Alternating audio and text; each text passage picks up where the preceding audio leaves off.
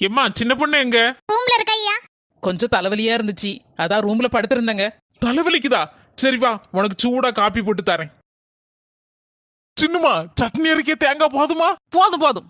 என்னி idli ready ஆயிட்டான்னு அம்மா கேட்டா. கிச்சி, இட்லி அடுப்புல இருக்கு, சட்னி மட்டும் அரைச்சு கொண்டு வடியாரேன். போ, அம்மாட்ட போய் சொல்லு. எங்க சும்மா இருக்க வேண்டியதுனாங்க, அவளு கூட கொஞ்சம் வெறுப்பேத்த மாதிரி பேசுதியா? சும்மா இரு சின்ன பொண்ணு, அப்பதான் வயித்த கலக்கும் அவளுக்கு. பாத்தியம்மா இந்த வீட்ல என்னலாம் நடக்குன்னு? அண்ணே உனக்கு ஏதாவது செய்து தந்திருக்கானா? இப்ப பாத்தியா, காப்பியே போடுதான், இட்லி அவிக்கான், சட்னி அரைக்கான். அண்ணே போற போக்கு சரியில்லை பாத்துக்க. பொண்டாட்டிக்கு அடிமையா தான் கிடக்கான். ஏடி அப்படி சொல்லாத மக்கா. இந்த பாரு, அவன் முதல்ல பொண்டாட்டிக்கு கூட மாட ஒத்தாசை பண்ணும்போது எனக்கும் கொஞ்சம் சங்கடமா தான் இருந்து.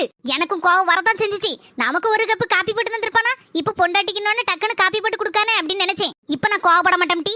ஏன்னா இப்பவாது பொம்பளைகளோட கஷ்டம் என்ன ஏதுன்னு புரிஞ்சுக்கிட்டானே. புரிஞ்சு கூட மாட பொண்டாட்டிக்கு ஒத்தாசை பண்ணதல்ல, அது வரைக்கும் எனக்கு ரொம்ப சந்தோஷம் டி மக்கா.